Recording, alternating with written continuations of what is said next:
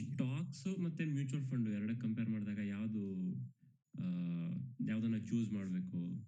ನನ್ಗೆ ಒಂದು ಯಾಕೆ ನಾನು ಕನ್ಫ್ಯೂಷನ್ ಏನಕ್ಕಾಗಿದೆ ಅಂದ್ರೆ ನನ್ನ ಹತ್ರ ಸ್ವಲ್ಪ ಕ್ಯಾಪಿಟಲ್ ಇದೆ. ನನಗೆ ಅದಕ್ಕೆ ಮ್ಯೂಚುವಲ್ ಫಂಡ್ ಹಾಕಿದ್ರೆ lock in period 2-3 years minimum ಇರುತ್ತೆ.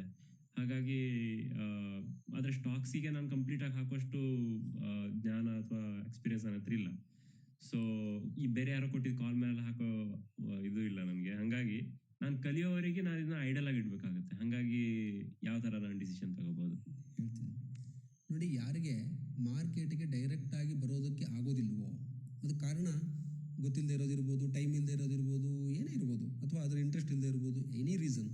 ಮಾರ್ಕೆಟಿಗೆ ಡೈರೆಕ್ಟಾಗಿ ಬರೋದಕ್ಕೆ ಯಾರಿಗೆ ಆಗಲ್ವೋ ಅವರು ಮ್ಯೂಚುವಲ್ ಫಂಡ್ ಥ್ರೂ ಬರ್ಬೋದು. ಯಾಕಂದರೆ ಮ್ಯೂಚುವಲ್ ಫಂಡು ಮಾರ್ಕೆಟ್ಗೆ ಬರುತ್ತೆ. ಅಲ್ಲೊಬ್ಬ ಎಕ್ಸ್ಪರ್ಟ್ ಇರ್ತಾನೆ, ಫಂಡ್ ಮ್ಯಾನೇಜರ್, ಅವನು ಗೊತ್ತಿರೋನೇ ಆಗಿರ್ತಾನೆ, ಸುಮ್ಮನೆ ಯಾರನ್ನು ತಂದು ಕೂರಿಸಿರೋದಿಲ್ಲ. ಅವನು ರಿಸರ್ಚ್ ಮಾಡಿ ಅವ್ರದ್ದು ಟೀಮು ಇರುತ್ತೆ, ಯಾವುದಕ್ಕೆಲ್ಲ ಇನ್ವೆಸ್ಟ್ ಮಾಡಬೇಕು ಎಲ್ಲ ಕರೆಕ್ಟಾಗಿ ಮಾಡ್ಕೊಂಡು ಹೋಗ್ತಾರೆ. ಅದೊಂದು ಕಂಪನಿ, ಅದು ಸಿಸ್ಟಮ್. ಅದು ಗೊತ್ತಿಲ್ಲದೆ ಇರೋರಿಗೆ ಅದು ತುಂಬ ಅನುಕೂಲ. ಮಾರ್ಕೆಟಲ್ಲಿ ಹೇಗೆ ಸೆಲೆಕ್ಟ್ ಮಾಡೋದು ಇವೆಲ್ಲ ಯಾರಿಗೆ ಗೊತ್ತಿದೆಯೋ, ಟೈಮು ಇದೆಯೋ ಮ್ಯಾನೇಜ್ ಮಾಡೋದಕ್ಕೆ, ಇವರಿಗೆ ಡೈರೆಕ್ಟಾಗಿ ಮಾರ್ಕೆಟಿಗೆ ಬಂದು ಇನ್ವೆಸ್ಟ್ ಮಾಡೋದು ಲಾಭದಾಯಕ. ಮ್ಯೂಚುವಲ್ ಫಂಡ್ಗಿಂತ ನಾರ್ಮಲಿ ಹೆಚ್ಚು ಕೊಡುತ್ತೆ.